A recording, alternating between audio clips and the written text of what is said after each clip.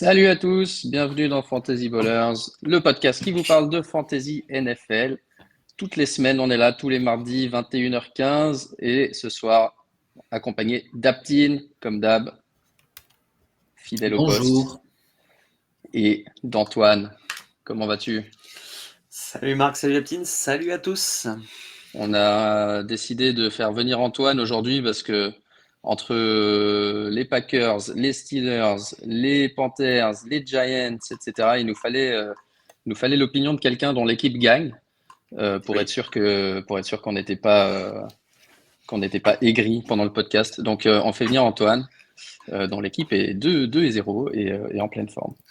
Déjà, première question pour Antoine. Est-ce que tu vas jouer en ELF l'année prochaine?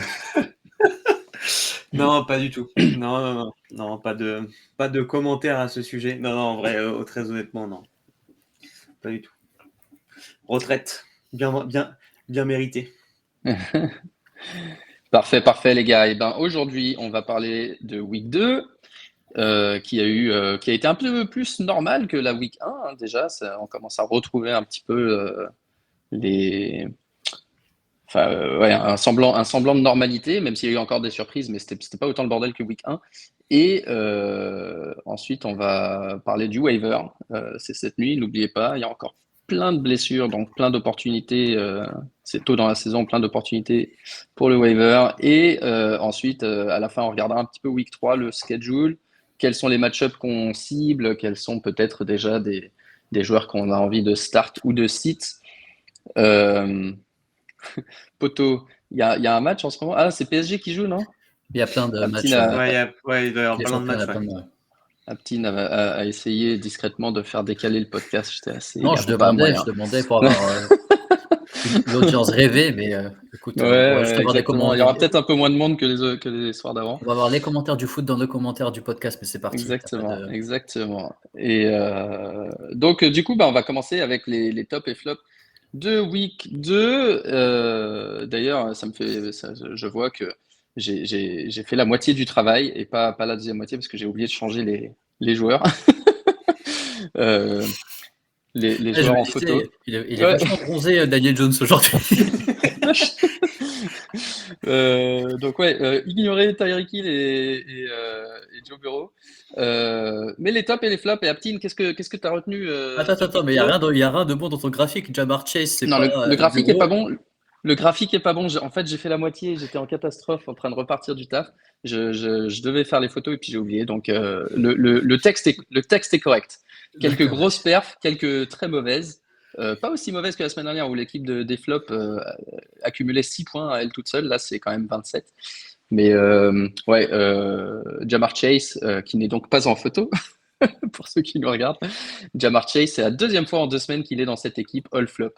Peut-être qu'on peut commencer par lui, Aptine. Je sais pas ce que tu as pensé des Bengals Parti. qui perdent leur deuxième Bengals, match. Enfin, Jamar Chase. moi, je suis inquiet et je vais mettre ça dans les flops, mais c'est plus pour pas forcément le match 2, mais en fait, là, ils ont joué deux rivaux de division, des matchs avec des grosses défenses. On connaît les Ravens, on connaît maintenant je ne vais pas dire nouveaux Browns, parce que ça fait quand même 2-3 ans qu'ils sont pas mauvais du tout. Mais c'est plus le fait d'aggraver sa blessure et un peu le outlook sur la prochaine semaine des Bengals qui me fait un peu peur. On utilisait beaucoup le terme de panic meter il y a peut-être 1 ou 2 ans, là, un peu moins. Moi, Ouais, je ouais, ouais. je Bah vois un justement, j'allais panic te le meter. proposer aujourd'hui, le panic meter. Là, le panic Et meter, il est à 4 pour les joueurs. Je vais pas faire un joueur par joueur, mais par exemple, Bureau qui est blessé, bah, c'est toute l'offense qui prend cher. 4 sur combien? 4 sur 4? Non, 4 sur 10, faut pas déconner. 4 sur 10. Ça Ok. baguette. 4 sur 10, donc bah, de toute façon, c'est Jamar Chase. On peut pas l'asseoir, Jamar Chase. Tu es obligé de le starter. Ou Tu es obligé tu de le commences à te poser starter, la question. mais ça, il va te faire les points d'un receveur 3. Higgins, ça me fait un peu peur parce que c'est un peu un boomer bust. Tyler Bot, je ne sais plus si on le compte ou pas, mais en fait, juste que Non. les prochaines semaines, il faut vraiment suivre. Et j'espère vraiment que c'est pas aggravé, que c'est pas une vraie blessure qui ressort et que ça va pas durer des semaines, quoi. Ouais. La blessure au mollet qui pourrait le ralentir et du coup pénaliser un peu tout le monde. Ouais. Ouais. Moi, je vois un coup qui parle de Bailo. Ouais, enfin, si vous êtes à 2-0, là, c'est le moment d'aller un peu harceler les détenteurs des Bengals et peut-être qu'il y a une affaire à faire, ouais. Euh, alors, je te laisse un peu. Ouais, c'est parti. Parce que moi, Vas-y. c'est un peu dans le désordre. J'ai beaucoup aimé, je vais pas dire les Buccaneers, mais plutôt Mike Evans, qui au final, pour l'instant, s'en tire très bien avec le quarterback qu'il a. Mayfield joue assez bien. On parle pas de fantasy, là, on parle juste de foot. Ça joue assez bien, c'est cohérent. Et moi, le premier, je suis un peu étonné que Mike Evans arrive à sortir de la tête de l'eau. Il le fait très bien sur les 2 semaines. Donc ça, c'est plutôt positif. Ouais, c'est clair. Et Vance, qui, pendant une grosse partie de l'été, déjà, on disait, ouais, Mayfield, on montrait des vidéos de Mayfield qui n'arrivait pas à passer à ses tight ends. On se disait, ouais, bah, c'est mort. Et sa série de saison à milliards est en danger. Ensuite, on disait, ouais, pas de prolongation de contrat, machin. Enfin, que du négatif. Et puis finalement, les 2 premiers matchs, je me demande s'il n'est pas WR1 overall. Après 2 Je matchs, sais en tout pas, il y cas, a il a été. Tyreek Hill avec le premier match qu'il Oui, a fait, peut-être c'était un avec, peu ouais, compliqué. avec son premier match. Ouais. Ouais. Moving on, je vais parler un peu des Commanders parce que je trouvais que ça jouait bien, alors qu'ils se faisaient un peu dominer en début de match. Et j'aime beaucoup Samuel.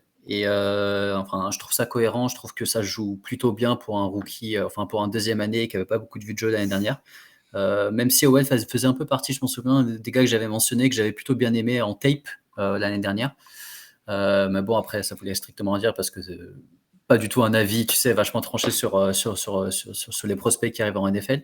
Mais je trouve que l'offense marche bien. On a vu pas mal de personnes, on va dire, sortir un peu le bout de leur nez. Je pense que ça peut devenir un QB streamable par rapport à certains match-up. Il est dans une division un peu Mhm. difficile, mais je pense que l'offense des Commanders, en tout cas les starters, ne sont pas aussi mauvais que ça. Je vais mettre ça comme dans un top gentil, quoi. Ouais, ouais, ouais. Et puis il est capable de bouger un petit peu, Samuel aussi. Il peut scorer l'occasionnel touchdown à la course, etc. Il aura un petit peu d'upside. Surtout pour les ligues Superflex, ça peut être effectivement une très bonne option. Juste un dernier mot en top, après les flops, là on va bombarder tous ensemble les amis. Mais non, plutôt en top, je pensais à Raheem Mostert. On l'avait annoncé, en fait, tant qu'il n'y a pas un Jonathan Taylor ou un vrai RB qui arrive, il vous fera un double digit. Et dans une offense qui marche bien. Et ça, c'est vraiment le mec que moi, j'étais parti prendre dans plusieurs de mes drafts parce que je savais que tant qu'il joue, c'est un vrai RB qui start. Donc au final, comme on dit, c'est un jeu week to week. Et pour l'instant, je pense qu'il me fait gagner quand même pas mal de match-up. Ouais, Mostert a bien profité de la manière de défendre des Pats qui avaient un peu peur de Tyreek Hill. Et ouais, on sait qu'il a la vitesse, on sait que c'est lui le RB1 de l'équipe tant qu'il se blesse pas. Et d'ailleurs, je laisserai Antoine commenter parce que c'est les Dolphins, mais en général, regardez-moi ce All-Star line-up de la semaine. Quasiment que des vétérans dans ce truc. Keenan Allen, Mike Evans, Raheem Mostert. On se dit, mais tu sais, on est là chaque année. C'est des joueurs qu'on fade parce qu'ils sont pas sexy. C'est pas les noms qu'on a envie de voir. C'est pas les noms qu'on va voir exposés. Puis finalement, ils sont toujours là, les mecs. Ils sont toujours là et bien présents. Raheem Mostert et le backfield des Dolphins, Antoine, en 2 mots. Euh, Bah, en fait, faut quand même, je nuancerai un peu par rapport à Aptin, parce que s'il fait pas sa course de 43 yards et son touchdown à la fin du match, dans le 4e quart-temps, il sort une stat qui est plutôt la sienne, qui est 80 yards en moyenne, et il a un peu de mal à avancer, même si la O-line va de mieux en mieux, contre toute attente. Donc ça, c'est quand même une bonne chose. Après, ce qui est sûr et ce qui permet d'avoir un peu de confiance quand même pour les personnes qui l'ont sélectionné et qui l'ont dans leur fantasy team, c'est que c'est clairement le running back numéro 1 des Dolphins, maintenant de manière assumée, et que du coup, il va grimper en carry. Donc là, ça va vachement être intéressant, quoi qu'il arrive. Donc voilà. Donc il y a un peu des deux quand même sur l'ensemble, et Waddle étant blessé, je pense qu'on en parlera un peu après, mais il peut prendre un peu plus de carry par la suite. Mais attends, Mostert, c'est un peu sa signature de faire des gros runs en TD. J'ai l'impression d'avoir beaucoup vu pendant sa carrière, justement, des ouais, grosses courses il a pour la finir par vitesse pour faire les breakaways une fois de temps en temps, le home Il run, court quoi. il court le 40 yards dans 4,32, donc forcément, dès que ça accélère un peu et qu'il a un espace, il y va. Et ça correspond bien au jeu de Miami, qui est de quoi vraiment la outside zone. On l'envoie pas trop à l'intérieur. Est-ce Donc qu'il en y a des vrai, personnes dans le chat qui peuvent aller checker cette information parce que j'ai pas prévu de poser cette question que tu me sors 4,32. C'est pas Il mal, va quoi. super rapide. Ouais. si c'est 4,32, ouais. 4,32 à peu près. À peu près. Et question dans le chat, est-ce que tu peux nous dire ce qu'il en est du côté de Devon A-Chain? Ah, en fait, il s'est blessé au dernier match de pré-saison, alors qu'il était il y avait plutôt une bonne hype, mais ça reste un rookie, donc le temps qu'il rentre dans la rotation, il a déjà joué quelques snaps et on l'a surtout vu dans le slot back, donc avec de la petite passe courte, où on a Ahmed aussi, Salvon Ahmed. Ça, c'est un sleeper qu'il faut quand même avoir pas très très loin parce que c'est quelqu'un qui fait du gros gain en tout cas et qui est en train de monter en puissance. Mais normalement, Ouais. Hachan devrait prendre cette place-là, sauf que Ahmed se bagarre plutôt pas trop mal. Donc je pense qu'il faut pas. Pour ceux qui l'ont en fantasy, compris Hachan, va falloir patienter un peu. En tout cas, pas le mettre tout de suite dans le line-up. Sinon, c'est quelqu'un sur waiver qu'on peut sortir à partir on va dire de la 8e semaine, je pense, le jour où Mostert sera blessé jusqu'à la fin de la saison. Là, vous pourrez prendre Hachan et ça fera le complément du coup. C'est toi, Marc, qui parlait de ça il y a quelques années, qui disait parfois c'est intéressant avec Cook et Mattison d'avoir les deux dans l'équipe pour en fait Ouais, avoir on a pas le mal parlé de ça complément. la semaine dernière aussi. Ouais, et bah du coup, là, ça peut être le cas en tout cas, et ça vous garde une place sur votre waiver, mais en tout cas, c'est intéressant. Ouais, alors on nous dit dans le chat, effectivement, Mostert 4,32, Waddle 4,37, Hill 4,29. Moi, j'avais génie. 4,43 Mm. pour 4,43 pour Mostert, mais il faut croire que Ouais. 4,32, il a dû le faire aussi. Et Hachan 4,28. Donc non, il y a une belle. Ouais, ça va vite quoi. Ça court. Ouais. Et juste ça pour court. clôturer sur les Dolphins, moi, je veux remercier Mike McDaniels parce que c'est un des seuls coachs qui me fait kiffer là depuis le début de la saison côté en fantasy. Et ouais, je pense que les Dolphins vont être assez plaisants à regarder jouer tant que Tagovailoa reste en bonne santé. On croise les doigts. Et de le jujitsu. J'avais un dernier top, mais peut-être rapide. Vas-y. Après, je sais pas si vous voulez reparler dessus. C'était Mac Jones. Visuellement, ça se passait mieux. Mac. On en a parlé. Ouais, on en a parlé un peu dans notre chat tout à l'heure. Donc, je vais un peu reprendre ce que Nicolas nous a dit. Que il y a des stats, c'est le deuxième QB qui prend le plus de pression et le premier égalité avec le plus de drops dans son équipe. Mais malgré ça, il est top 10 dans touchdown, yard, first down, etc. On va dire ça comme ça. Donc au final, très bonne saison de Mac Jones, alors qu'il n'est pas forcément aidé. Et de ce que j'avais lu dans le chat, la online va revenir petit à petit, parce que je crois qu'il y a des personnes qui sont commotionnées. Ouais. Ah, il joue propre en fait. Il joue propre. Il a pour la première fois un bon coordinateur offensif qui est cohérent dans les appels de jeu. La chance qu'il a, enfin la malchance qu'il a, c'est qu'il n'a pas de O-line, donc ça ne l'aide pas du tout. Il n'est pas mobile. C'est Il un n'y a pas de peu. temps. Ouais. Il n'y a pas de comparaison possible, mais c'est un peu une copie de Tom Brady dans le côté athlétique. Donc clairement, il n'a pas de temps. Et en fait, c'est pour ça aussi qu'ils ont pris Gesicki, qui est un tight end qui, lui, fait des tracés plutôt courts avec des mains assez sûres. Et donc, du coup, lui permet d'avoir des catchs assez faciles. Mais tant que la O-line ne sera pas au niveau, ce sera compliqué de revenir au niveau où on pensait que c'était le futur franchise quarterback des Patriots. Ouais. C'est juste un problème Beaucoup de comportement, j'ai l'impression. Ouais. Ouais, et puis c'est un sale gosse aussi. Ah ouais, ça se voit. Beaucoup de pass attempts pique. aussi. 54 week 1, 42 la semaine dernière. Attention, juste, il va jouer aux Jets, aux Cowboys et contre les Saints dans les 3 prochains matchs. Compliqué. Vous avez des tops ou on va sur les. On nous dit on nous parle des Rams dans les chats. Nakua, Kyren Williams. Ouais, Sean McVay surtout. On parlait de Mike McDaniels il y a 2 secondes. Sean McVay aussi, un génie pour la fantasy, un mec qui arrive toujours à mettre en place des schémas offensifs qui génèrent du point. Ouais, moi j'ai pas énormément de choses à dire, mais c'est sûr que ouais, Kyren Williams, surtout si Akers est tradé ou ne revient pas, ça va être potentiellement un league winner sur le waiver. Nakua, pareil. Mais lui, je il y pensais a qu'on avait peut-être Cooper Kupp qui reviendra. Je pensais qu'on avait une section dédiée pour Nakua, mais si on veut juste en parler rapidement, Tu peux y aller, ouais. Historique, non, juste historique, ce qu'il est en train de faire. On avait eu chaud, je crois qu'on en avait parlé lors du premier podcast, on disait attention, les matchs à arriver, on était plutôt down, on disait mettez pas beaucoup d'argent, etc. C'est un rookie qui vient, etc. Moi j'ai l'impression au final qu'il va être beaucoup utilisé, parce que Van Jefferson se trouve littéralement sur les 2 premiers matchs, des drops dégueulasses, et ça n'aide pas une équipe qui produit du beau jeu malgré toutes les absences qu'il y a. Donc je pense que jusqu'à que Cup revienne, Nakua est startable, malgré le match-up. Et même, je pense que même quand Cup reviendra, parce que là, il est listé WR1, Donc même si l'euphorie va retomber un peu, parce que là, il prend encore 15 il catch encore 15 passes, il y en a 20 qui sont lancés dans sa direction. Donc, tu vois, mais si Stafford reste à ce niveau-là, ça peut être vachement intéressant. C'est un mec qui passera sous les radars quand Cap reviendra, qui peut faire plus de stats. Un peu dans le comparatif à la Gab Davis, à un moment, quand Stephen Diggs était un peu à son prime, Gab Davis, il prenait 2-3 TD sur certains matchs parce qu'en fait, il était oublié un peu du reste de la défense et qui faisait la différence physique. Et moi, si je peux me permettre, j'en ai un quand même, un vrai top, c'est Robinson, running back de Washington. Je pense que c'est une des clés de facteur de Samuel, parce qu'il va avoir énormément de carry. À mon avis, ils vont charger la mule assez fort sur l'ensemble de la saison pour permettre à Samuel d'avoir un peu plus de temps dans la poche et en tout cas d'avoir un jeu un peu plus balancé.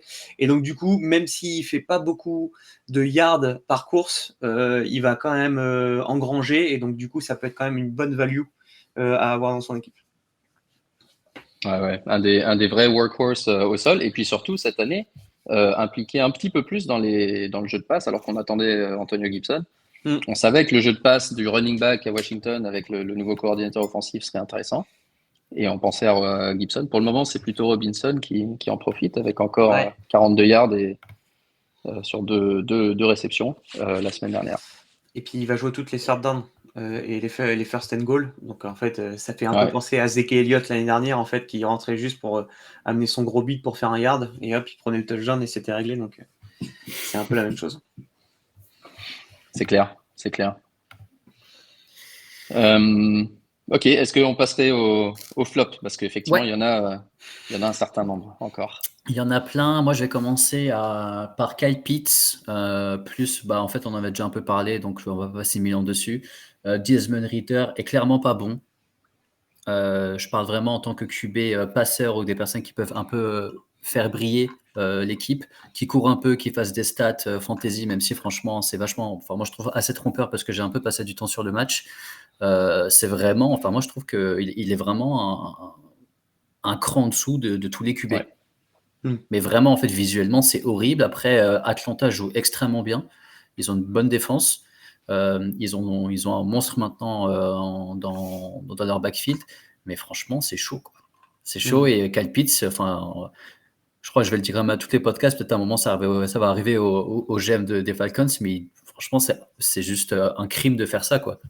D'aller chercher aussi haut et pour rien lui donner, quoi, derrière. Et j'arrive pas à imaginer que ça aille mieux, même si Drake London fait relativement un bon match. Je crois qu'il prend un TD et met moins de 100 yards. Mais je sais pas, j'arrive pas à me dire que cette équipe va commencer à exploser offensivement avec ce mec aux manettes. Non, côté positif, ils ont fait 32 passes au lieu de 18 week 1, mais c'est le seul côté positif. Ça n'a pas été beaucoup plus efficace, comme tu le dis. Lui-même fait une bonne stat fantasy parce qu'il court un petit peu et il marque un touchdown au sol. Donc il finit QB10 pour la semaine. Et si ça se trouve, c'est peut-être lui avec les deux running backs qui sont une bonne value fantasy. Par contre, pour les receveurs, London, Pitt, ça va être très, très compliqué toute la saison, je pense. Très match-up dépendant. Par contre, il joue contre Detroit cette semaine. Et Detroit, on sait, leur défense, je sais pas si tu vas en parler dans tes flops aussi, parce que tu t'es énervé avec eux dimanche. Mais Detroit, c'est open bar. Donc voilà. Si il a 3 réceptions pour 20-25 yards après le match contre Detroit, on paniquera.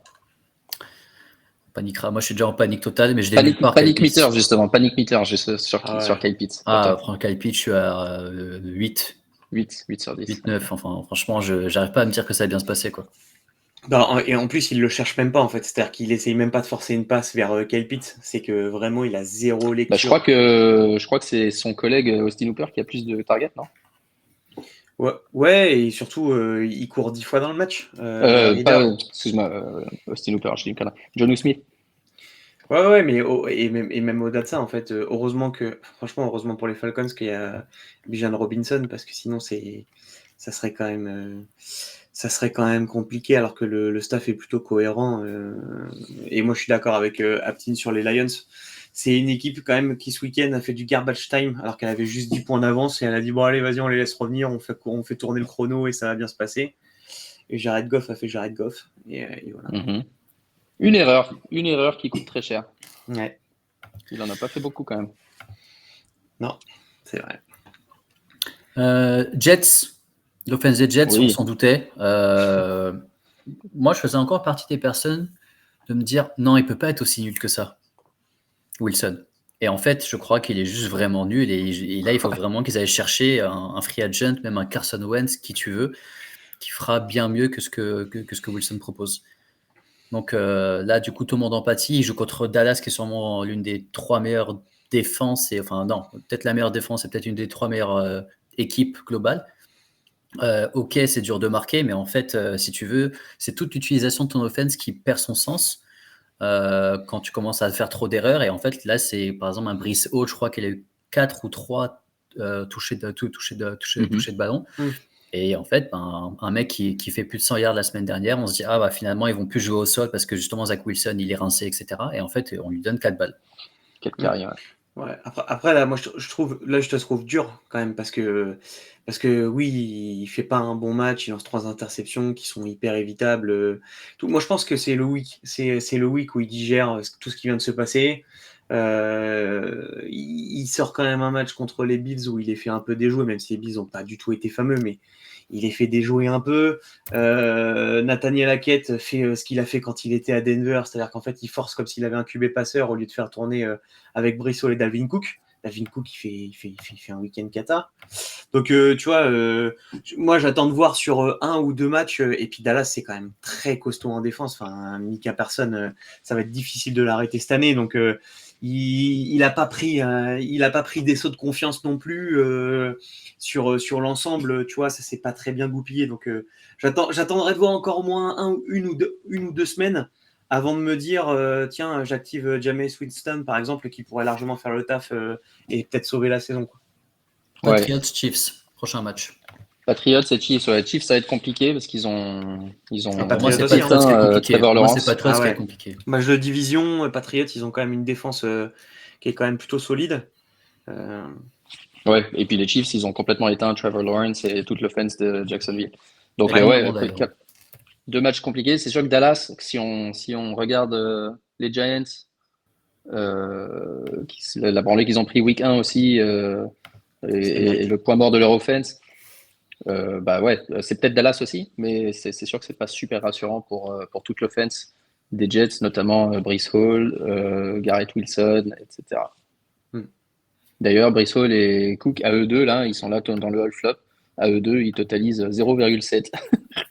Ouais, mais, et franchement, les appels de jeu, c'est quand même scandaleux quand tu as des coureurs qui sont capables de prendre les extérieurs et d'envoyer un peu. Il les envoyait. Enfin, Lawrence était en feu. Parsons, il faisait que de Richie à l'intérieur. Enfin, voilà. C'est quand même assez scandaleux de se dire qu'en fait, tu l'envoies dans la gueule du loup, quoi. Tu vois, enfin. Mais bon. Là, il y a plusieurs noms, on va pas passer trop de temps dessus, mais c'est plus des noms que j'avais un peu pop-up. C'était Jaden Reed, Kyren Williams qui a un peu du coup confirmé pourquoi Cam Akers ne jouait pas. Peut-être qu'au final, ils sont au quotidien avec eux et ils voient ce que tu as aux entraînements. Kyren Williams joue très bien dans une offense qui avance bien, donc qui n'a clairement pas besoin d'un Cam Akers. Donc, ouais, au final, je sais pas si je pense qu'il doit être plus disponible dans les ligues, si peut-être dans vos ligues ça dort un peu, allez le chercher pour être sûr.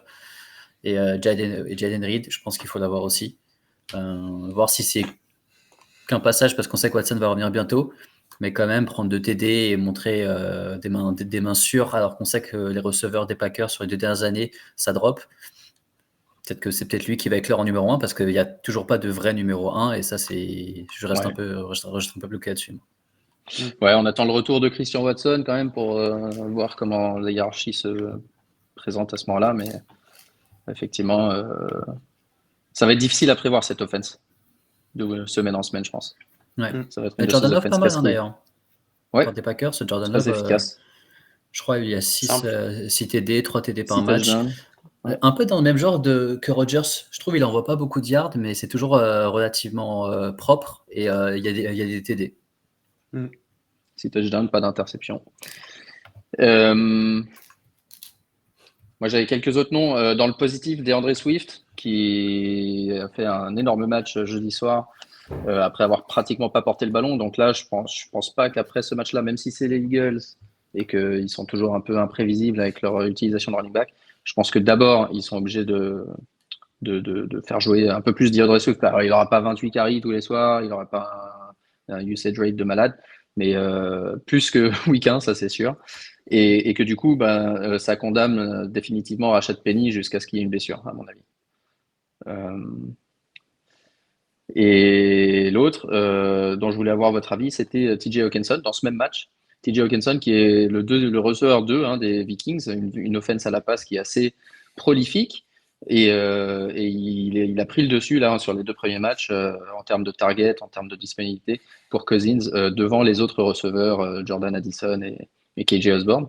Donc du coup, quand on sait l'état déplorable des Titans en fantasy, Hawkinson, intéressant, potentiel top 3, juste avec son upside de faire des gros matchs une fois de temps en temps. Il n'aura pas cette régularité, il ne marquera pas 10 points tous les matchs, mais quand il score, il peut aller chercher, là, je ne sais pas combien il a cette semaine, mais 20 et quelques, 22. Et en négatif, je ne sais pas si quelqu'un veut en parler, mais les Jags, éteints offensivement par Kansas City. Alors, est-ce que c'est la défense de Kansas City qui a très bien joué, ou est-ce que c'est les Jags qui sont endormis? Pour moi, il y a 2 facteurs. Il y a le premier facteur, je pense que effectivement, Kansas City avec Chris Jones, c'est plus la même, en tout cas en termes d'intensité dans la défense. Il y a une pression supplémentaire sur la ligne. Et la O-line des Jacks a été un peu plus compliquée, ouais, c'est ça. Alex le dit bien. Et la deuxième des choses, c'est qu'ils tentent 3 fois des 4e tentatives, qui est pas trop dans leurs habitudes. Normalement, en tout cas, mais là, je pense qu'ils avaient envie de se lâcher un peu et de gagner quoi qu'il arrive. Alors qu'en fait, ils étaient 2 fois en position de field goal, donc ils pouvaient rajouter quand même 6 points au compteur. Et finalement, quand tu vois le résultat du score à la fin du match, tu te dis qu'en fait, ça n'a peut-être pas été le même match en termes de pression. Et Pat Mahomes se sort 1 ou 2 actions qui font toute la différence, mais il passe vraiment dans un trou de souris aussi. Donc, je pense que Trevor Lawrence, il n'a pas fait un bon match, mais que il y a une petite partie quand même de responsabilité sur le play call de forcer des jeux alors que tu peux prendre les points. Ouais. Ils auront l'opportunité de rebondir ce week-end contre Houston. Ouais. Une défense beaucoup plus facile et on va voir si on s'attend à ce qu'ils rebondissent. Autre chose sur la week 2 ou est-ce qu'on regarde les blessures et le waiver? Oh là là, je pense qu'on peut regarder les blessures et on va avoir 45 minutes dessus, c'est parti. On va essayer d'aller vite. Mais effectivement, ouais, une week 2 avec pas mal de blessés de nouveau. Les 2 principaux, c'est évidemment Nick Chubb, une grosse blessure au genou contre les Steelers. Saison terminée au minimum. Horrible. Ouais. Image terrible. Et donc, Nick Chubb out. Jérôme Ford, le remplaçant, a fait un bon match. Mais ils ont déjà dit que eux, pour le coup, ils allaient faire venir quelqu'un. Et aux dernières nouvelles, ils explorent Kareem Hunt, qui connaît bien la maison, et agent libre, ou Cam Akers en trade avec les Rams, puisqu'il a été mis sur le trade block. Qu'est-ce que alors, rapidement sur Chubb, si on a Chubb dans son équipe et qu'on l'a perdu, quelle serait votre stratégie aujourd'hui? Est-ce que, en admettant que Jérôme Ford est disponible sur waiver, combien d'argent essayerez de vous mettre sur Ford et qu'est-ce que vous faites en général? Moi, je mets pas tant sur Ford. Je mets pas tant sur Ford parce que je pense qu'ils vont passer en comité de coureurs, comme ils l'ont fait à un moment. Et donc du coup, je prends peut-être plutôt, je vais plutôt vers le numéro 3. Alors j'essaie de le retrouver depuis tout à l'heure, mais Le numéro 3, c'est Pierre Strong. ouais. Et en fait, du coup, je le prendrai lui parce que je pense que du coup, il va augmenter son nombre de carries. Et j'attendrai de voir si Hunt vient vraiment, parce que même s'il vient vraiment, ils vont quand même se partager. Ils vont quand même se partager les carries parce que Hunt, c'est pas non plus une valeur sûre, c'est plutôt un poids lourd maintenant.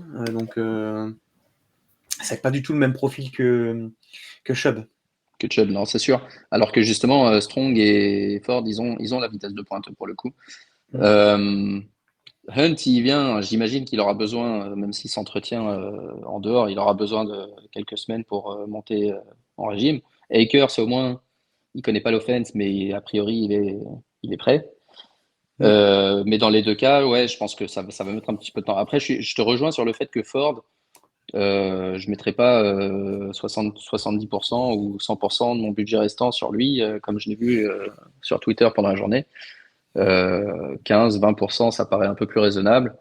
Il est capable, je pense. C'est un joueur déjà que j'ai aimé beaucoup pendant l'été. En fait, je l'ai déjà dans 5-6 ligues parce que je l'avais en backup un peu partout.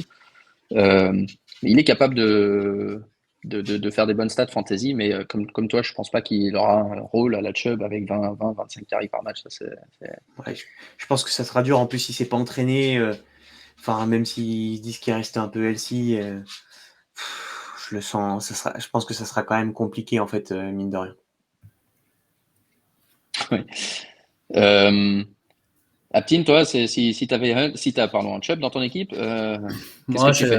Moi, j'ai pas de chef dans mon équipe et là déjà j'ai déjà mis mon waiver et je suis assez agressif sur Ford, un peu contrairement à vous, Ouais. parce que caler 120 yards ou plus de 100 yards à la course en sortie de banc et quand t'es pas prêt, je trouve ça admirable pour une équipe qui est connue pour courir et qui va rester une équipe qui court parce que Deshaun Watson, il faut aussi en parler, ça ne marche pas. Je pense qu'ils vont s'y limiter un peu ce que lui fait. Je suis d'accord avec le comité, mais si vous êtes en galère, vous êtes à 0-2 et que là, il faut commencer à regarder match-up par match-up, pour moi, Ford, il vous ramènera à double digit sur les 2 prochains matchs. Ouais, il y a moyen. Et je pense le dernier truc qu'il faut dire, si vous avez Chubb, paniquez pas trop, parce que ne faites Parce pas. que vous êtes foutus. Non, non, mais justement pas. Enfin, ouais, c'est pas idéal. Moi, j'ai des ligues, je regardais, là, j'ai une ligue en particulier où j'étais super content de ma draft, et en fait, là, au bout de 2 semaines, je me rends compte que j'ai perdu mon pick 1, 2, 3, 5 et 7 pour le moment, dont Chubb. Et simplement, ouais, paniquez pas, parce qu'en fait, c'est vous cette semaine qui prenez cher. La semaine dernière, c'est le mec qui avait Rodgers. La semaine prochaine, il y aura peut-être quelqu'un d'autre qui va être en galère. Essayez de trouver un petit trade, peut-être, j'en sais rien, moi. Regardez ce que fait le honneur de Isaiah Pacheco, celui qui a Alexander Mattison, celui qui a, tu vois, des joueurs comme ça qui ont un peu de volume, qui ont un peu déçu jusqu'à maintenant. Mais flippez, ouais, paniquez pas. Continuez à jouer, continuez à être agressif sur le waiver. Essayez d'avoir Jérôme Ford si vous le pouvez, c'est quand même ce qu'il y a de plus sûr aujourd'hui. Mais ouais, en gros, la saison n'est pas complètement morte. On a déjà eu des cas où ouais, on perd un gros joueur, on se dit merde, c'est foutu, et en fait, ça va quoi. Parce que justement, vous n'êtes pas les seuls. Alors, vous êtes le seul à avoir perdu votre running back pour la saison, mais il y en a d'autres. Saquon Barkley, entorse de la cheville. Alors, hier, on nous disait entorse de la cheville, ça sera 3 semaines minimum. Aujourd'hui, ils disent il est questionable pour San Francisco, on n'est pas encore sûr de le roll out. Perso, je pense que c'est plutôt l'info de lundi qui prime, une entorse logiquement, surtout avec l'historique de Barkley et les adversaires des Giants, plutôt 2-3 semaines minimum. Par contre, là, perso, je recommande personne dans les Giants pour le remplacer en direct, même si c'est Matt Breida le next man up. Gary Brightwell, le rookie Gray, dont je me rappelle même pas le prénom. Je pense qu'il faut fade cette offense des Giants qui va, même si elle a fait un peu feu de paille en deuxième mi-temps contre les Cards, ça va pas être la même histoire jeudi contre les Niners. Je sais pas ce que vous en pensez. Ouais, je suis d'accord. Je pense que il n'y a pas grand-chose à dire. Ouais. Ça, une équipe de merde. Dans tous les cas. Non, mais dans tous les cas, ça sera compliqué. Donc. D'autres joueurs blessés. Alors, on va faire dans l'ordre. Chase Edmonds, blessé pour 3 semaines, logiquement, blessure au genou. Le seul truc intéressant pour ça, c'est que ça peut confirmer Sean Tucker comme backup aux Bucks. Et donc, aussi comme next man up s'il arrive quelque chose à Rachaad White. Donc, quelqu'un à avoir sur le banc, je pense, dans les ligues standards. Je crois que j'ai aucun joueur de Tampa Bay dans toutes mes ligues. Ouais, moi non plus. Je me rends compte que j'ai pas un seul joueur. J'ai eu Sean Tucker pendant un jour. J'ai eu Sean Tucker un jour la semaine dernière, et puis je l'ai remplacé pour Jérôme Ford, et je suis bien content.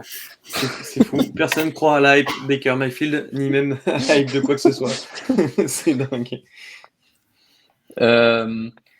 David Montgomery, encore un cas intéressant. Il se blesse à la cuisse/genou, on ne sait pas trop. Lui, il dit je vais être out pendant quelques semaines, a couple of weeks, donc 2 semaines. Son coach, il dit ouais, bah, il est day to day, qu'il le veuille ou non. Parce que, et en même temps, il dit que, alors moi, j'ai pas vu le match des Lions, donc j'ai pas vu l'interception de Goff, mais il dit que c'est notre ami Jamir Gibbs, qui a foiré son bloc et que c'est lui qui est responsable du pick 6. Ou soit foiré son bloc, soit il a pas fait ce qu'il fallait. J'ai vu ça. Donc du coup, ils n'étaient pas contents avec Gibbs. Et il dit, ben, l'autre, ouais, on verra s'il joue, il joue. Donc déjà, ça nous remet sur le débat des running backs et de l'utilisation des running backs en NFL par rapport au contrat qu'on veut leur donner. Mais surtout, là, actuellement, aujourd'hui, on ne sait pas si ça va être 2-3 semaines ou s'il jouera. En tout cas, c'est une situation à suivre.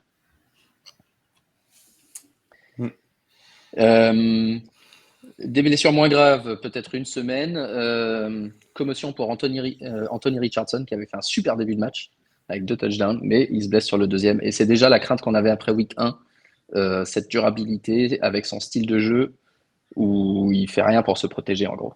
Et en NFL, ça risque d'être difficile s'il n'apprend pas à slide, à se protéger, à tomber un peu mieux. Surtout toi, t'en sais quelque chose, Antoine, avec Tua l'année dernière. Ouais. Il était déjà sorti lors de Week 1 sur blessure. Alors c'était une vilaine béquille, mais c'est parce qu'en fait il allait tête baissée en avant sur un slide. Il slide même pas en fait. Il va avec le corps un peu comme en universitaire, sauf que c'est plus les mêmes gabarits et c'est plus la même intensité de hit non plus. Et effectivement, à ce rythme-là, en fait, le souci, c'est qu'il sera en forme. Il peut être en forme à tous les débuts de match, mais c'est la répétition des coups sur son corps, malgré qu'il fasse 110 kilos et qu'il court un peu vite, qui fait que ça peut être un problématique, en tout cas sur la suite. Il serait dans la longue lignée des QB qui étaient des très bons coureurs et qui finalement en fait font 2-3 saisons max en NFL et finalement disparaissent parce que le physique n'est plus du tout au rendez-vous. Donc ouais, il faut qu'il se protège un peu plus. Ouais. En tout cas, en fantasy, bah, comme je le pensais, tant qu'il joue, tant qu'il est sur le terrain, il est monstrueux en fantasy. Et après, la question va être, est-ce qu'il est assez bon dans la réalité pour rester sur le terrain et pour pas se blesser? C'est la seule question avec Richardson. Rapidement, d'autres blessés. Donc, Beckham, petite blessure à la cheville, mais potentiellement, il pourrait jouer week 3. Donc, ça va être à surveiller. Il y avait Nelson Agholor qui a refait parler de lui. Finalement, Bateman n'est pas ouf. Beckham était sorti. Donc, Agholor a marqué un touchdown. Je pense qu'il ne faut pas trop s'enflammer sur Agholor, malgré ça. Brandon Ayuk, blessé à l'épaule. Je crois que 2 fois, il est sorti. Si j'ai bien suivi, j'ai pas trop suivi le match, mais je crois qu'il est sorti 2 fois. Et donc, ouais, on attend d'avoir des infos. Mais vu qu'il joue jeudi, il y a toujours ce risque, hein, sur une courte semaine, quand tu as été un petit peu blessé, il est possible qu'il repose Brandon Ayuk cette semaine. Ensuite, des commotions pour Davante Adams et Jalen Waddle. Waddle, apparemment, dans le protocole de commotion, mais pas Adams. Donc, ça, il faudra suivre. Il y a des chances que Adams joue, mais pas Waddle. Et enfin, on en a parlé rapidement, Joe Burrow, aggravation de sa blessure, enfin rechute de sa blessure au mollet. Donc ça, il faudra suivre de près parce que ça a un gros impact sur l'offense des Bengals. Amon-Ra St. Brown, peut-être un turf toe, on n'est pas sûr. Turf toe, c'est une blessure très très embêtante. Je ne sais pas comment on dit en français, mais c'est très embêtant pour les receveurs et ça peut durer pendant des semaines et des semaines tant que tu ne le reposes pas. Et ça ne les empêche pas de jouer. Donc ça, c'est les trucs relous où les mecs, ils jouent, mais ils jouent pas à leur niveau. Donc faudra essayer de suivre ça de près. Et enfin, DK Metcalf qui s'est blessé aux côtes, mais lui, je pense que ça devrait aller. C'est quand même très problématique la situation de Joe Burrow parce que je regardais, même si on en parlera après, mais il joue les Rams à domicile. Une équipe qui est quand même compliquée à manœuvrer, qui est capable de marquer des points. Et s'ils perdent ce match-là, c'est tout con ce que je veux dire, mais il se retrouvera à 0-3 pour un potentiel prétendant au titre. Et là, ça commencerait à être compliqué parce que bah, du coup, qu'est-ce que tu fais quoi avec le potentiel offensif que tu as, c'est quand même, ça deviendrait compliqué. Ouais. On nous donne une news en live que Kenyan Drake fait une visite aux Ravens, là où il a joué l'année dernière. Anyway, donc voilà pour les blessures majeures. Je crois qu'il y a aussi Jamal Williams. Celle-là, je l'ai raté, mais je l'ai vu parce qu'en fait, je l'avais mis dans mes Ouais, il est flops. sorti rapidement, ouais. Parce qu'il est Mais en sorti fait, il est rapidement du sorti tout de match. suite, ouais. Donc, il mérite pas. Excuse-moi, Jamal Williams, tu mérites pas d'être dans les flops. La règle, normalement, c'est uniquement les joueurs pas blessés. Mais du coup, les running backs des Saints commencent à être très très fins si Williams pourra pas jouer la semaine prochaine. Il y a Taysom Hill, hein. Comment? Il y a Taysom Hill. Taysom Hill, et puis surtout, il y a Tony, c'est quoi? C'est Tony Jones qui a joué? Qui a marqué 2 touchdowns? Ouais. Il est sur le waiver. Là, faut envoyer un peu de flouze. Ouais, donc faut... Je viens de mettre 50. Je viens de mettre 50 là à l'instant. Ça va passer. $50 sur Ouais. Tony Jones, Ouais. le va running finir la back saison. des Saints. Du coup, Nico nous a concocté un waiver wire spécial cette semaine avec 10 running backs pour dire, puisqu'il y a autant de blessures, prenez des backups et le waiver classique sans les running backs à droite. Donc, parmi ces joueurs-là, est-ce qu'il y en a que vous ciblez cette semaine? Je dis les noms pour ceux qui ne regardent pas la vidéo. En running back, Zach Moss, Jérôme Ford, dont on vient de parler. Jalen Warren, dont on nous demandait est-ce qu'il va prendre le lead est-ce qu'il prend petit à petit le lead côté Steelers face à Harris, ou est-ce qu'il est simplement meilleur et que ça va être un split, mais avec un peu plus d'efficacité de la part de Warren? Non, je pense qu'on va continuer comme ça, hein. Là, je pense que Ouais. c'est toute l'offense qui marche pas. La défense marque plus que l'offense, donc au final, les comptes sont pas bons. Je pense qu'on va rester sur un peu le schéma qu'on a actuel. Parce qu'au final, quand Warren va arriver, on le start. Si tu veux, c'est les plays qui vont être appelés, ça va envoyer Warren dans le mur et c'est peut-être justement ce qui marchera mieux pour l'autre. Donc en fait, pour moi, c'est juste un problème de play là tout de suite. La ligne offensive est encore assez récente. On a ramené pas mal d'additions, que ce soit par la free agency ou par la draft. C'est dégueulasse à regarder, mais j'arrive pas à me dire que pour l'instant, Warren va détrôner. J'ai oublié son nom, mais en tout cas. Ok. J'ai oublié. Et ensuite Najee tous les Harris. backups. Harris. Je rappelle Najee Harris qui, selon sur le, tu sais, les petits paragraphes d'après-match sur NBC, Najee Harris erupt pour 44 yards, ils ont marqué. Alors ça, quand j'ai vu ça, j'étais explosé de rire. Non, mais ça montre franchement l'état de l'offense. Ouais, exactement, Ouais. exactement. Après, faut pas trop s'inquiéter. Alors, moi, je pense que Aptin, il sait mieux que moi, mais très honnêtement, faut pas trop s'inquiéter avec les Steelers. C'est sûr que c'est pas l'équipe qui fait arriver maintenant, mais dans 5-6 semaines, ça sera une équipe qui dira ils font la remontada, ils vont finir en fiche positive juste parce que Kenny Pickett va trouver son rythme, etc. Donc, Là, on a 2 matchs faciles qui suivent, hein. Là, le vrai match difficile qu'il fallait gagner, c'était celui-là. On a gagné, c'est très bien. En plus, match de division. Par contre, là, je crois qu'on joue les Raiders de tête et une autre équipe. Allez, je vais pas me faire des ennemis, mais à peu près de même niveau que les Raiders. Donc, 2 matchs normalement prenables. Alors, si là, Pickett, il joue pas, parce que franchement, ça affiche de 15 sur 30 dernier match et pire le match d'avant. Enfin, je veux bien que ça soit SF, mais là, ça va, tu vois. ouais.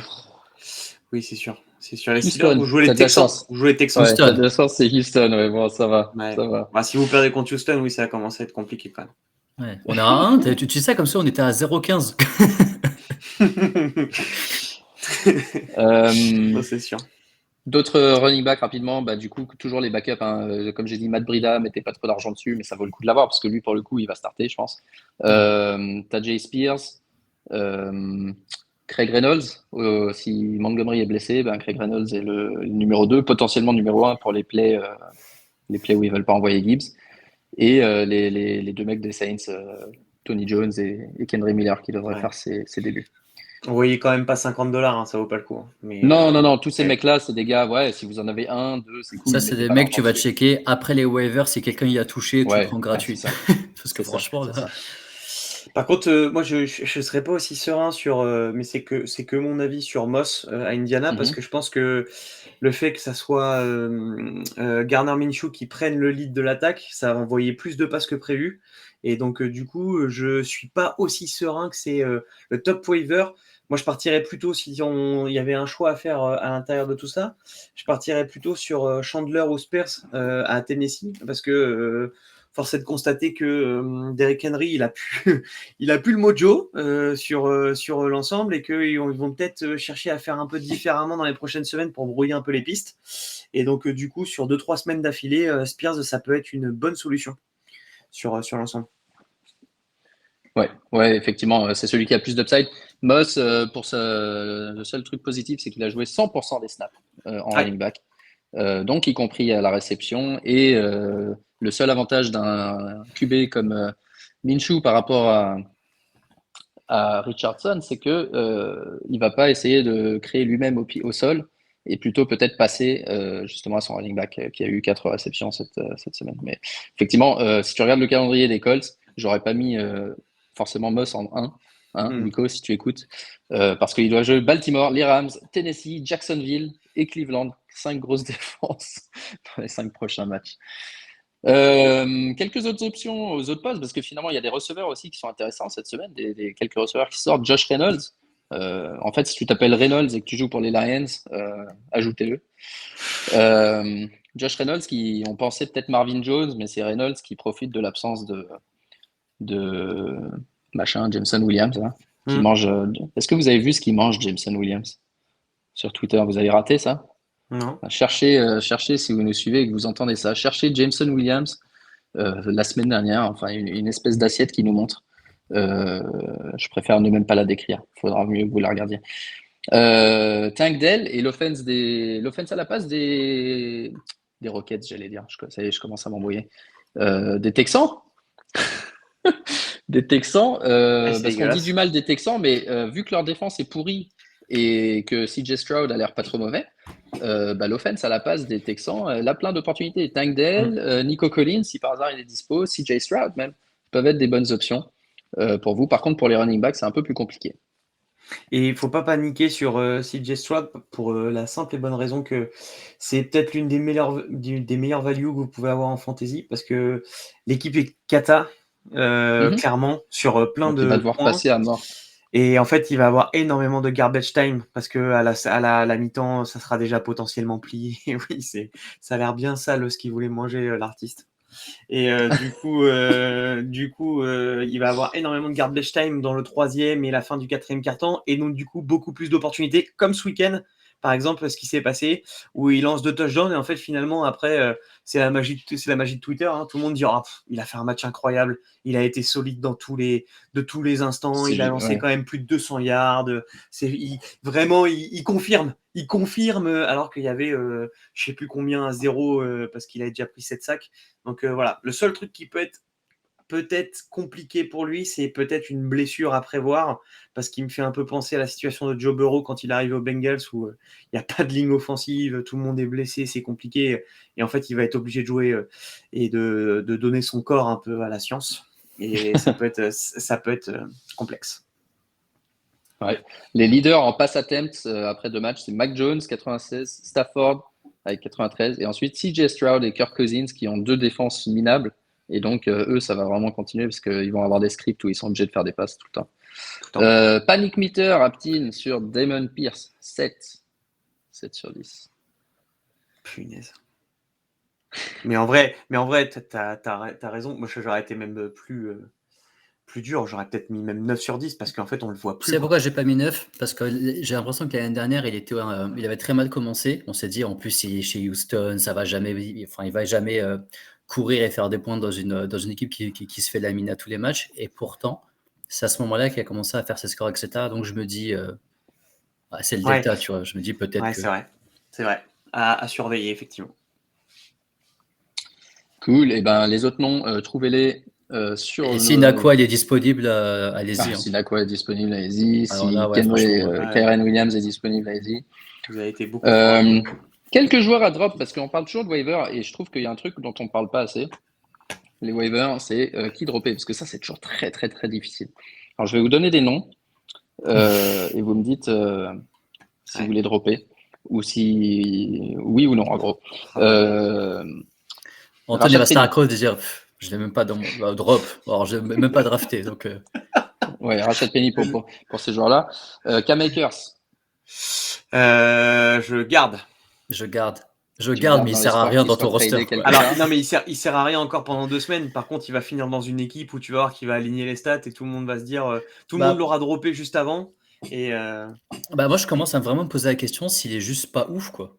Bah, Et parce qui que va mettre ouais, bah, un billet. Enfin, c'est quoi les équipes aujourd'hui qui vont se dire, ah, je vais aller chercher Cam Akers et je vais en faire un titulaire. bah, les cards par exemple, tu vois, Pour moi, les Cards, ils ont le jou- aucune raison d'aller chercher un Cam Akers. bah, tu prends un mec qui demain peut soulager un peu Kyler Murray à certains moments, tu vois, avec quand même un niveau ils ont où, James Conner, il joue bien James Conner. ouais, On James parle de Conner, redraft, hein. On nous demande sur les commentaires, on parle de redraft évidemment. ouais. Tu vois, tu vas avoir des équipes. J'ai eu peur à un moment, j'ai cru que Miami il s'était mis dessus pour compléter le committee, mais du coup, pas du tout. Mais tu vois, tu peux avoir. Ouais, c'est vrai que là, du coup, j'ai aucun nom d'équipe qui sort. Bah, effectivement. Bah, Bah, les Browns apparemment les recherchent, Browns. mais bon. Ouais, mais du C'est le coup, dernier mec. Je vois pas pourquoi, en il fait, Karim Hunt, il y a du sens. Tu le mets en comité avec Ford, c'est plié. Qu'est-ce que tu vas aller chercher un jeune qui a pas prouvé et enfin, je sais pas, j'arrive pas à me dire que Non, c'est et un puis truc qui peut surtout, marcher. il y a deux choses. Si demain, en fait, ils se mettent sur Cam Akers, les Rams, ils vont demander très cher, parce qu'en fait, Ouais. ils C'est vont pas être en ça. position de force. Et puis, en plus, normalement, je suis désolé, mais Deshaun Watson, il devrait faire un peu sa part. Donc, ça serait intéressant qu'il commence à jouer au football. Ok, donc Akers, on est partagé. Peut-être on attend, mais s'il y a une de ces opportunités-là, par exemple Jérôme Ford, Antoine. S'il y a Jérôme Ford et que tu as Akers dans ton équipe, est-ce que tu drops Akers? Bah, du coup, par la force des choses, peut-être. C'est dur, hein. Moi, je l'ai Peut-être. droppé la semaine dernière, Akers. Comme ça, je ne me suis pas posé la question. Mais je l'ai encore Mais, dans. C'est le mais joueur quand que j'avais le McVay, plus. Donc, ouais. je suis vraiment en galère avec Akers. Mais quand McVay va arriver en conférence de presse et dire je vois pas de quoi vous parlez depuis 3 semaines, je comprends pas ce que vous me racontez, et que c'est Ouais. la pierre angulaire de l'attaque et qui va commencer à Je aligner le les start, 150 yards. 25 carries. Exactement. Tout le monde va bégayer et puis voilà. Et puis au Est-ce que moins Sean Marc il sera heureux McVay, tous les dimanches soirs. Et là ça me ça fait me fait plaisir. penser, il y a un compte sur Twitter, faudrait que vous le trouviez. Je me rappelle pas comment il s'appelle. Mais en gros, le compte, il regarde les coachs, c'est genre Coach Speak ou un truc comme ça. Et il regarde et il note si on peut leur faire confiance ou pas. C'est vachement intéressant. Tu vois la conférence de presse, la déclaration, et ensuite ils disent, ben ouais, on y croit à 75%, parce qu'en général, il dit pas de la merde. Quand c'est Sean McVay, c'est genre non, 12%, il raconte n'importe quoi. Ah ouais, Euh, ça s'appelle The Tank, Mothering Stick. Tank Bixby, le rookie. Aucun Oh non, carry, 0 points la semaine dernière. Vous dropez? drop. Ouais, il n'y a même Drop. pas dans mes rosters. Drop. Bon, je sais pas. Ezekiel Elliott, il n'est pas dans mes rosters non plus. Drop. Drop. Darnell Mooney. Drop. Moi je viens de le dropper à l'instant. Ok, bah voilà, travaux pratiques. Michael Gallup, Drop. parce qu'il a été très peu impliqué, Michael Gallup. Et les Titans, Irv Smith et Adam Trautman. Trotman drop, mais par contre Smith, bah je sais pas, parce que on est qu'au deuxième match de la saison et souvent il a dans le mid-season, il a quand même eu des bonnes values à certains moments, donc je sais pas si je le drop finalement. Mais c'est pas un mec que tu mets titu quoi qu'il arrive quoi. Ouais. Gallup, pour revenir dessus, il joue effectivement tous les snaps, mais il est très peu impliqué. 2 targets par match. Excusez-moi, je suis en train de manger en même temps.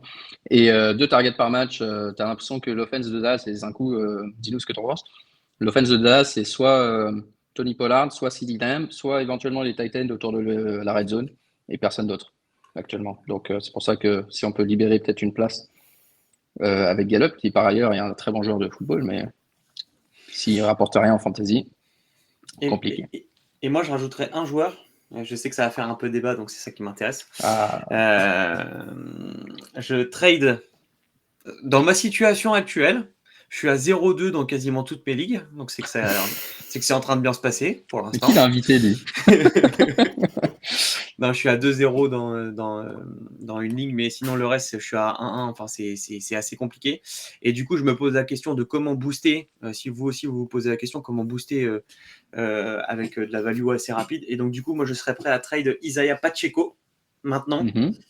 Et pourquoi pas avec un bon wide receiver, ou justement, si vous vous posez la question par exemple d'un Jérôme Ford à un moment, ça peut être aussi une solution en fait pour vous permettre de reprendre un peu de value, parce qu'au moins vous êtes sûr d'une chose, c'est que Jérôme Ford, même s'il va partager un peu, il aura peut-être un peu plus. Isaiah Pacheco, pour l'instant, c'est très décevant, et j'ai pas l'impression que dans le système cette année, il aura de quoi vraiment exploser. Je vais dire ça, et ce week-end, il va faire 35 points et ça va régaler. Mais du coup, voilà, c'était un peu ma pensée du jour. Ouais, je pense que Pacheco, on peut essayer de Moi, il n'y a pas de débat, hein, je suis le assez marché de d'accord avec vente. ce que tu dis. Mais ouais. Un sell low, juste sur le nom. Ok, pour le waiver, je crois que c'est bon. On prépare la semaine qui vient en regardant le calendrier et quels sont les match-ups qui vont nous faire kiffer en fantasy. Par exemple, contre qui Atlanta joue Détroit. Détroit. Ouais, j'allais dire Atlanta Détroit. Ouais. Atlanta Détroit, Voilà. ça va être bien. Ouais. Ouais, pourtant ça fait pas partie des plus grosses values attendues, en tout cas en termes de projection. S'il y en a une que je peux vous partager en termes de quarterback, je pense que Lamar Jackson contre les Colts, ça peut être une petite boucherie. Ça peut être assez intéressant. Il y a Pat Mahomes quand même, mine de rien, contre Chicago. C'est le moyen de se remettre un peu de confiance et de repasser sur une fiche positive. Et je crois très fort en un retour de Trevor Lawrence à un très gros niveau contre Houston. Je ne sais pas si, avec un match où il a forcé énormément pendant le play call, si ça se trouve, ils vont peut-être essayer d'être le plus classique possible, parce que tu n'as pas besoin forcément de réinventer contre Houston. Donc, en tout cas, en termes de quarterback, tu as moyen de te faire plaisir sur cette partie-là. Running back, il y en a un qui me vient en tête plus que tout, c'est CMC, parce qu'il joue contre les Giants. Et que au-delà de ça, il fait un début de saison qui est canon, donc hormis une blessure, il fit parfaitement avec le système de Shanahan. Donc il y a moyen qu'on répète ça un peu toutes les semaines, hein, mais finalement c'est quand même assez fort.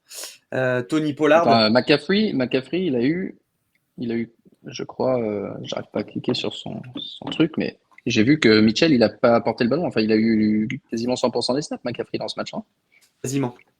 Quasiment, et en plus ce qui est hyper intéressant pour tous ceux qui sont honneurs de McCaffrey, c'est qu'il est quasiment si vous avez 100% des snaps. Pardon, je te coupe, mais ouais, je le vois. ouais. 85% week 1, 100% week 2. Putain. Si vous avez les coaches film de la NFL, regardez quelques snaps offensifs de San Francisco, vous verrez que Brock Purdy, quasiment tout le temps dans son intention de corps, là on rentre un peu dans les techniques, mais il cherche quasiment CMC sur quasiment tous les jeux. Donc en fait, c'est plus qu'une soupape. Ouais. Donc ça, c'est la partie plutôt quarterback. Je ne sais pas si vous en voyez d'autres. En fait, moi, j'ai un match-up où je me dis c'est quarterback, running back, receveur, et c'est logique que Chargers-Vikings va être. Oui. Donc ça va taper 70 points. Et Ouais. enfin, je dis ça, les Chiefs, Jags, je pense que ça va être une orgie. En fait, ils ont marqué 20 points, les bâtards. Mais ouais, là, Chargers, Vikings, ça va être quelque chose. Ouais. Par contre, si Mattison, là, il fait pas double digit, panique Peter. Pas de Ah meter bah, à 8-9. puis mental meter aussi, 10 sur 10, il découpille. Il va aller chercher K-Makers, bah voilà. Il y a aussi dans les running backs, il y avait, je parlais de CMC, je pense que Robinson de Atlanta peut aussi être quelque chose à bien surveiller. Ça peut être une grosse value encore ce week-end. Faut profiter jusqu'à la week 5, parce qu'ensuite après ça va commencer à être cravé dans les appels de jeu. Donc du coup ça va être un peu compliqué. Et quelqu'un qui pour l'instant est pas trop utilisé, mais je pense que ça peut être son week-end. C'est Kenneth Walker de Seahawks, qui a montré des bonnes choses ce week-end et qui peut venir confirmer, parce qu'il joue Carolina Panthers et que c'est quand même une défense qui est un peu éclatée au sol. France, si tu nous vois. Mais du coup, en tout cas, je pense qu'il y a des bonnes intentions sur ça. Donc, ouais, ça serait vraiment mon top 3 des match-up favorables, on va dire, dans le jeu. Et moi, j'ai Parti une wide question receiver. pour vous. Ouais. Moi, juste une question pour vous. À votre avis, le match Dallas-Arizona va se finir avec combien de points d'écart? Oh, ben, t'es pas à l'abri que Josh Dobbs 33. relance sa carrière. Oh. Alors, je sais que tu veux créer la sensation. Non, en Mais vrai. Marc, regarde que cette phrase et tu la mets en mode. Josh Dobbs va relancer sa carrière contre Micah Parsons. Non, je pense une vingtaine de points, honnêtement. Je pense qu'une vingtaine de points parce que Dallas peut créer le trou assez facilement et qu'ensuite, après, ils vont faire tourner des week 3 une vingtaine de points. Mais bon. Okay. Est-ce que tu avais d'autres match-up à nous parler? Ouais. Sinon, ouais, vas-y, alors, continue. Ouais, j'ai sur les wide receivers, j'ai un match-up en tête et non pas, je fais pas du favoritisme, mais comme Aptin le disait, Justin Jefferson contre les Chargers, je pense que ça peut être un trash talk match-up de folie et ça peut finir effectivement pour Justin Jefferson avec une performance assez costaud et Tyreek Hill contre Denver parce que Denver et une défense qui est plutôt perméable depuis le début de la saison et que la connexion avec Tua se fait plutôt pas trop mal. Mais attends, mais pourtant, il n'y a pas de certaine, et pas de certaine, il défend à chaque fois sur le meilleur receveur. Et je crois qu'en gros, il éteint plus ou moins le premier receveur, mais c'est toute l'offense après derrière qui marque. Ouais, mais tu Ouais. vois, la différence, c'est Surtout qu'on s'il n'y a disait pas ça. Waddle. Alors, surtout s'il n'y a pas Weddle, mais en tout cas, il y avait deux choses. Un, là, contre ce week-end, Bill Belichick pour les Patriots, contre le match contre Miami, il avait mis 3 safety, justement, pour éviter Tyreek Hill, et du coup, ça permettait à Christian Gonzalez d'avoir un peu plus de temps, en fait, dans la couverture. Il partait de beaucoup plus loin. Là, je pense que même si c'est pas de certain, ça peut quand même aller assez vite. Bon, en tout cas, ça sera un match-up intéressant à regarder. Mais ça doit être horrible, t'es en man sur Tyreek Hill. Ouais. Moi, je me mets dans la end zone, je l'attends. Viens. Surtout que j'ai vu passer la stat, mais 67% de ses pré-snaps sont en motion maintenant. Donc c'est encore Ouais, pire. encore plus, C'est-à-dire tu qu'il est commences à déjà couvrir lancé. déjà Il part avant. lancé. Ouais. Bah Ah, oui. il part déjà lancé, c'est Ce insupportable. cheat code là. Donc il y a ça. Et surtout, je pense que pour tous ceux qui sont honneurs de Calvin Ridley, bah, vous allez vous régaler ce week-end. À mon avis, ça va être Panini party. Parce que c'est quand même un sacré poison depuis le début de la saison. Il attrape tout ce qui bouge. On a l'impression qu'il n'a jamais été suspendu et qu'il a continué à faire sa carrière tranquillement. Donc voilà, un peu les match-ups favorables de ce week-end dans l'ensemble. Moi, j'aime bien Mike Evans aussi contre les Eagles. Les Eagles ont pris assez cher. Je crois qu'ils ont des blessures en DB et ils ont pris assez cher contre les Vikings à la passe. Donc je vois bien Mike Evans aussi continuer sur sa lancée. Et d'ailleurs, j'ai une question. Pourquoi est-ce qu'il y a 2 matchs en Monday Night Football pour la deuxième semaine de Ouais, suite? c'est un Est-ce que nouveau c'est quelque format chose qui qu'ils vont teste. faire régulièrement ou... Je crois, ouais. Je crois, ouais. Ok. Moi, je suis pas fan. J'ai un peu du. Non, bah pour nous c'est relou. Hein. Moi, j'aime pas le changement, moi. J'aime pas le changement et puis j'aime pas les matchs en prime time parce que c'est en plein milieu de la nuit pour Et nous. depuis quand Pittsburgh, il joue tous les jours à 2h du mat, là, ça fait 2 semaines Ouais, d'affilée. c'est clair. Franchement, ça. C'est une équipe bankable. Ils disent qu'ils ont un bon jeu.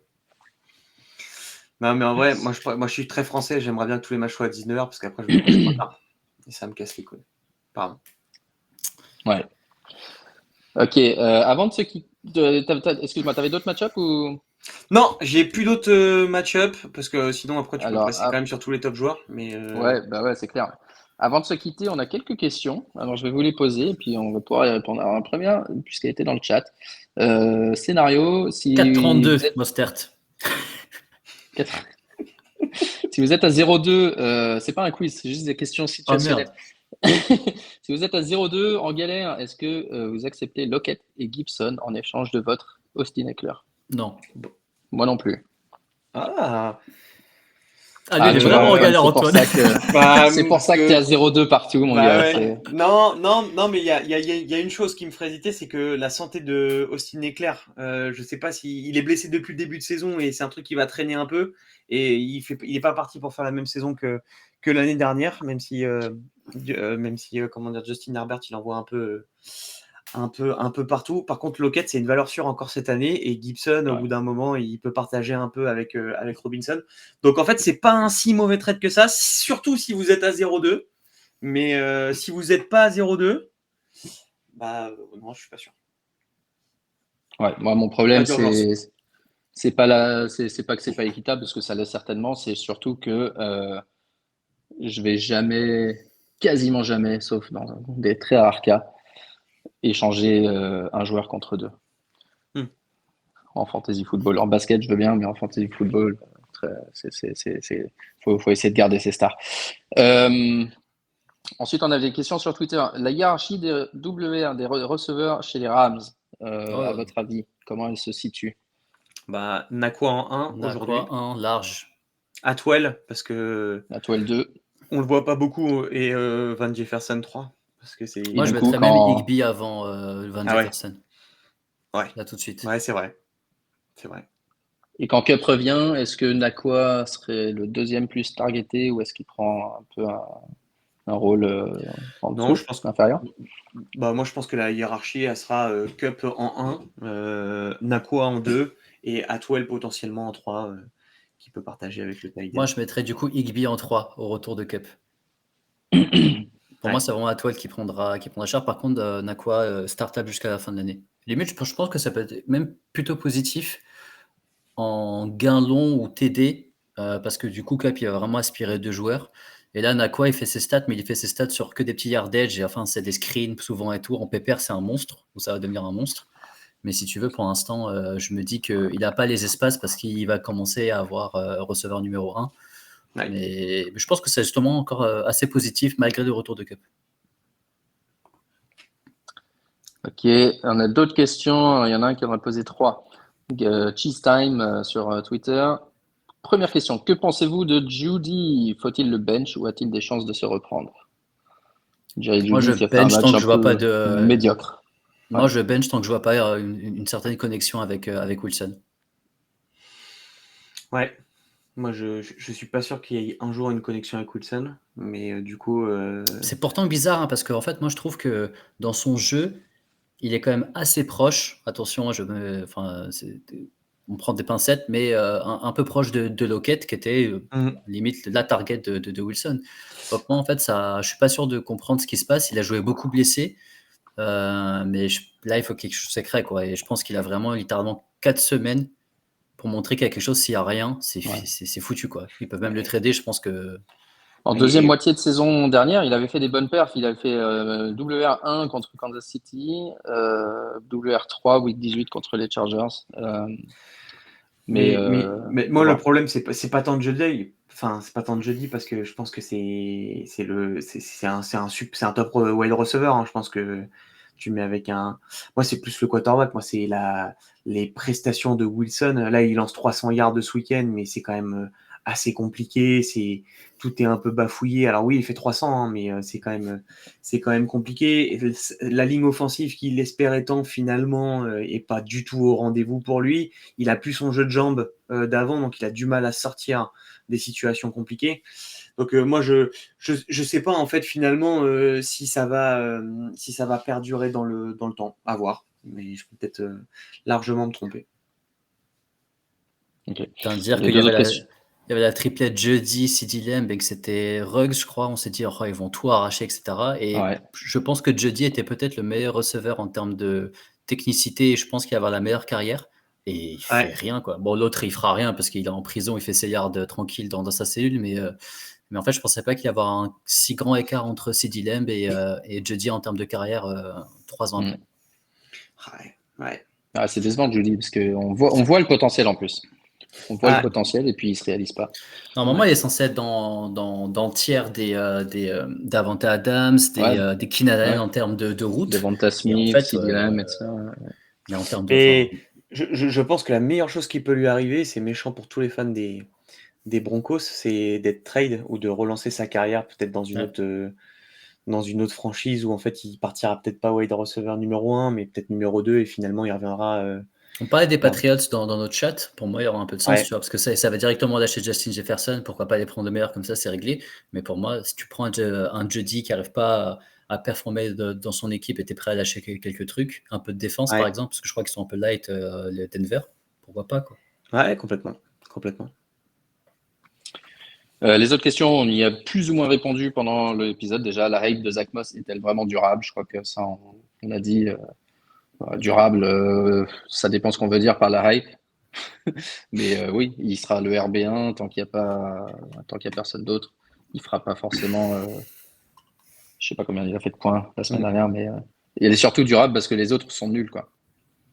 Les autres running backs sont nuls. Les blessures de running back vont-elles améliorer les chances de Hunt ou Fournette de signer un contrat ou même favoriser le trade de Akers? Oui, Oui. clairement. Et en ce moment, on nous dit que Kareem Hunt est en train de rendre visite aux Browns. Donc ça n'a pas pris longtemps. Dernière question, parce que d'un coup, il ne lâche plus. Est-ce que vous tradez Chase pour obtenir Lamb aujourd'hui et vice-versa? Enfin, de quel côté vous êtes, plutôt Jamar Chase ou CeeDee Lamb en redraft? Elles sont compliquées, les questions de Zinco. Non, moi je trade pas Chase. Psychologiquement, je pourrais pas trade Chase. Par contre, si tu as 0-2, non, mais vraiment, parce qu'au final, là, on Tu arrive à pourrais ça être à parce 0-2 que. avec Chase, clairement. Ouais. Non, mais Vu justement, les alors, matchs qu'il a fait. déjà oui, mais en gros, là, si tu me dis que par exemple, Bureau, il joue pas, peut-être, je sais pas moi, 2 semaines, etc., tu sais que Lamb, il va te faire 15 points ou un truc comme ça. Ouais. Je pense que si tu as 0-2, oui. Si t'es pas à 0-2, non, je pense que tu peux encore, t'as un peu de coussin. Ouais. Il est pas parti pour jouer ce week-end, Bureau, quand même. Mais du coup, Il moi, joue je qui traite pas non déjà? plus. J'ai oublié. Il joue Les Rams, non? Non. ouais, il joue les Rams. Il joue les Rams. En Monday Night. Donc tu vois, là, Mais franchement, il y a beaucoup de sens dans sa question. ouais, moi je le traite pas non plus. Même si je suis à 0-2 parce que à tout moment il peut te sortir des masterclass sur plusieurs week-ends d'affilée, ça peut te sauver. Donc en vrai. Est-ce que j'ai Lamb dans une ligue pour aller voir Zinkou? Et Lemb, Ouais. et Lemb aujourd'hui il cartonne parce que c'est le début de saison et qu'ils alignent tous les titulaires et que ça envoie fort, etc.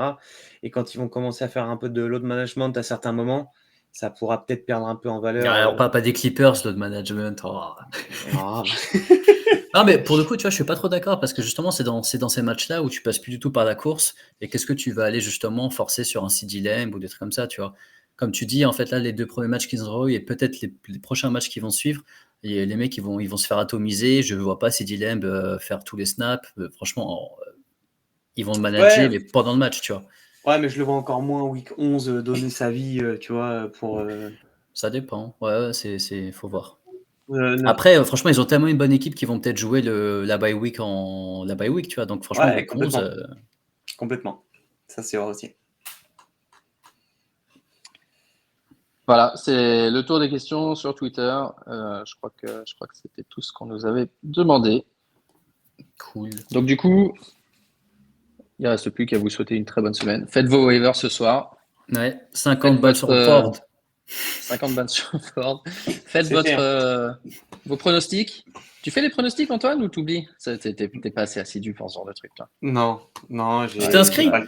j'ai pas le temps, je me suis même pas inscrit, tu vois. Donc, Ouais, Je j'ai vous pas le jure. temps, j'ai pas le temps pour ça. Mais, T'as pas le temps. mais faites-les, c'est hyper important.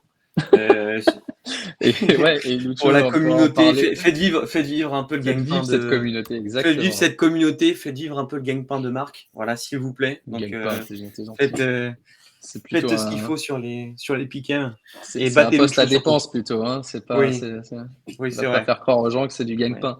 D'ailleurs, il y a un petit onglet à la fin du chat, cagnotte Litchi, pour Ouais. aider Marc. Tiens, d'ailleurs, tiens, je vais la mettre.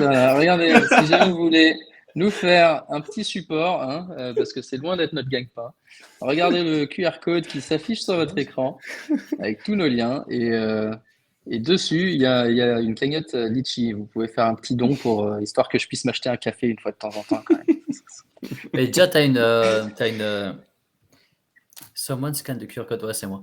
Non, je disais qu'au final, toi, tu avais au moins une bonne connexion maintenant. Donc, tu as peut-être reçu des dons. Non, c'est pas ça, c'est la même connexion. J'ai juste décidé de me mettre dans la cuisine au risque d'embêter toute ma famille. Je me suis mis dans la cuisine, comme ça, j'ai pas de mur entre moi et mon routeur Wi-Fi et ça a l'air de marcher très bien comme ça. C'est pas juste pour prouver que le Wi-Fi n'était pas le problème. Si vous pouvez acheter un amplificateur, c'est les maisons en briques anglaises sont le problème. Ouais, un étendeur de Wi-Fi que je peux mettre dans mon bureau, ouais, ça sera parfait. C'est de la merde, ça. Ok les gars, merci à vous, merci à tous de nous avoir suivis surtout. C'est vraiment sympa de faire ça avec l'interaction. On vous souhaite bonne chance, faites vos pronostics, faites vos waivers, suivez le halftime show jeudi je pense avec Lucho pour parler des jeux, du trophée Fantasy Ballers en détail, etc. Et posez vos questions, hein, n'hésitez pas sur Twitter, partout. Si vous je vais le faire avec Lucho, je vais le rendre fou jeudi. Ouais, voilà, parfait. Et d'ailleurs, toi, tu cartonnes en fantasy là, depuis le début de la saison, Aptine. Tu disais comme si j'étais en galère. Non, je dis non, mais là tu cartonnes. Oh, le boulard. Non, mais après, il faut dire. Non, mais moi, je m'en fous parce que là, il parle surtout d'une ligue où j'arrive tout le temps en finale et je me fais tabasser par un mec qui est arrivé, genre, tu sais, en galère totale. Nico, pour pas le citer, qui dit en message, franchement, je m'y attendais pas du tout. C'est vraiment un hasard. Et il sait pas que quand t'as perdu. Il sait pas que quand tu as marché sur tout le monde pendant toute la saison et que tu perds en finale, c'est clairement pas ce que tu veux entendre. Mais ouais, bon, écoute, on verra encore en playoff. Mais ouais, non, ça se passe bien. Je crois que je suis à 8-2 en cumulé. J'ai que 5 ligues. Nice. Parfait.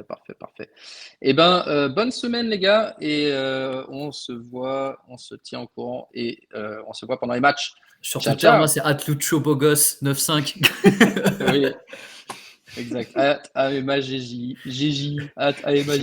Exactement. Et Antoine, Droissard _Ant, c'est ça? Ouais, exactement. Tout à fait. Allez lui parler des Kicker ELF. Dolphins. Prospect. Kicker ELF. Faites un peu de buzz pour qu'il revienne. Il est allé s'exiler là. Il veut plus jouer. Il va avoir 2 field goals ratés. Il va dire c'est bon, vas-y, on quitte notre nouvelle maison et des Musketeers. Allez là-dessus, bonne soirée les gars et à bientôt. Ciao. Ciao.